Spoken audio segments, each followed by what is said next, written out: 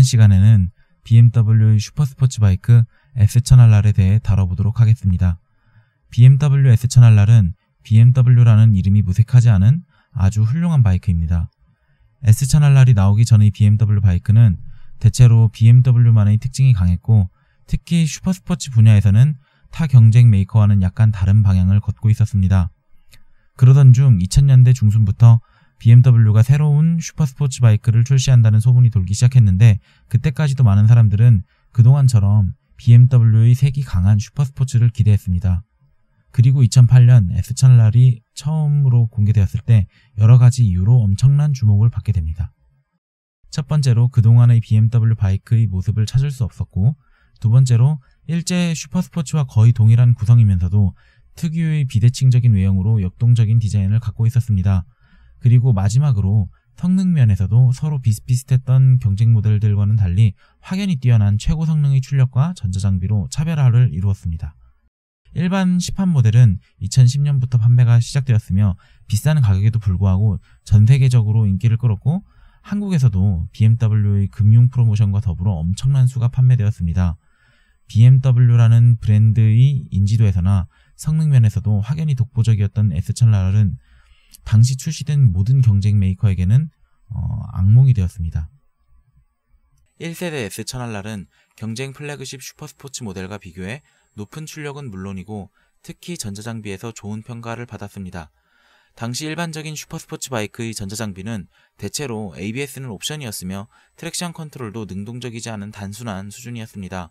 그때만 해도 이런 구성은 매우 합리적인 선택이었는데, 플래그십 리터 슈퍼스포츠는 숙련된 라이더를 위한 것이었으며 특히 트랙에서 높은 잠재력을 끌어내는 것이 우선이었으니 전자장비는 보조적 역할에 불과한 것으로 여겼습니다.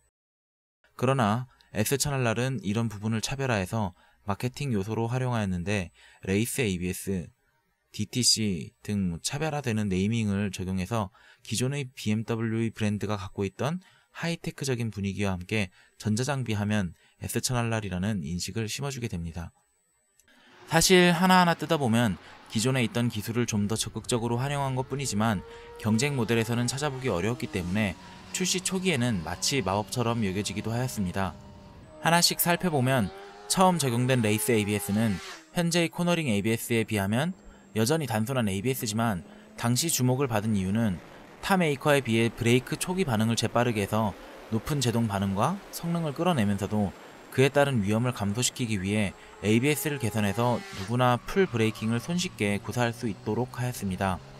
또한 당시의 일반 ABS가 미끄러짐 감지 시 브레이크를 해제하는 그런 단순한 프로그램이었던 것에 반해 주행 모드에 따라서 ABS의 작동 감도를 가변적으로 제어하여 ABS의 목표인 안전뿐만 아니라 주행 성능 면에서도 개선을 이루고자 하였습니다.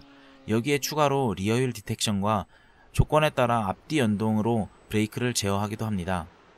두 번째로 DTC는 다이내믹 트랙션 컨트롤로서 기존 트랙션 컨트롤에 비해 주행 모드에 따라 좀 더 가변적으로 작동하도록 하였고, 특히 파워 프리즈라는 기능을 추가해서 일정 린앵글 이상에서는 엔진의 출력을 제한해서 높은 출력을 안전한 선에서 다룰 수 있도록 하였습니다.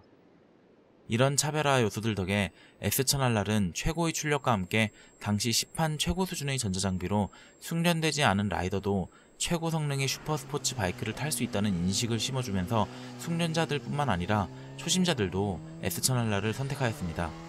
이후 해마다 소소한 업그레이드를 거치던 S1000RR은 한정판 고성능 모델인 HP4로 더 발전하게 됩니다.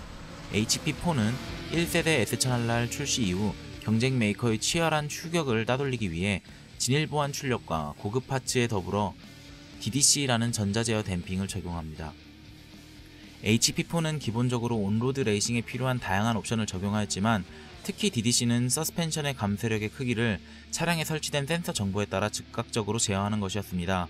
이는 숙련된 라이더에게는 설정의 폭을 제약하는 것이었지만 일반적인 수준에서는 상당히 높은 효과를 보였습니다. 이는 노면의 상태를 사전에 파악해서 적정값을 지정하는 레이싱에서보다 노면의 상태를 정확하게 알 수 없는 공도 폭주의 환경에서 번거로운 세팅 없이도 어느 정도 최적화된 감쇄력의 값을 찾아갈 수 있다는 엄청난 장점이 있었습니다. 물론 트랙에서도 충분한 성능을 내주었습니다. 또한 최신의 코너링 ABS가 적용돼서 노면의 상태는 물론 차량의 릴앵글에도 대응해서 제동중 접지력을 잃는 상황을 통제하게 됩니다. 이렇게 또다시 앞서가던 S1000R은 2015년 현세대 모델인 2세대 S1000R을 출시하게 됩니다. 2세대 S1000R은 HP4에 적용되어 호평을 받았던 DDC와 코너링 ABS를 기본 옵션으로 채용하고 여러가지 부분을 개선하였습니다.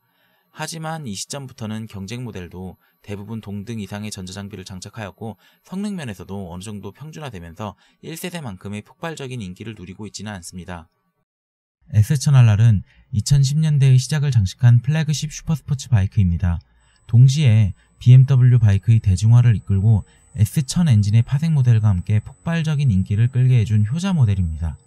이런 인기는 결코 포장된 것이 아니며 타고 다닐만 했던 2000년대의 슈퍼스포츠 바이크를 단숨에 퇴물로 만들어버린 첨단의 바이크였습니다. 또한 엔진의 출력, 전자장비, 디자인까지도 무엇 하나 부족한 부분이 없었기 때문에 여러 차례 영화에도 출연하는 등 많은 사람들의 드림 바이크가 되었습니다. 어느새 상당한 중고가 되어버린 1세대 S1000R조차도 출력과 조종성에서 최신의 경쟁 모델에 전혀 뒤처지지 않으며 낮아진 가격 덕분에 초심자나 나이가 어린 라이더들도 손쉽게 구매해서 공도 폐항의 취기를 누리게 해주는 바이크입니다. 하지만 S1000R은 모두와 끝까지 행복할 수 있는 바이크는 아닙니다. 모든 슈퍼스포츠 바이크가 그렇듯 일반 도로 주행과 투어용으로 사용하기에는 상당히 불편하고 유지비 면에서도 불리하며 본연의 폭발적인 잠재력을 끌어내기에는 엄청난 숙련이 필요한 바이크이므로 신중하게 선택해야 합니다. 많은 수의 S1000R이 맛집 투어에 사용되다가 불편하다는 이유로 되팔리는 삶을 살고 있습니다. 여기까지 S1000R의 변천사였습니다. 구독과 좋아요는 큰 힘이 됩니다.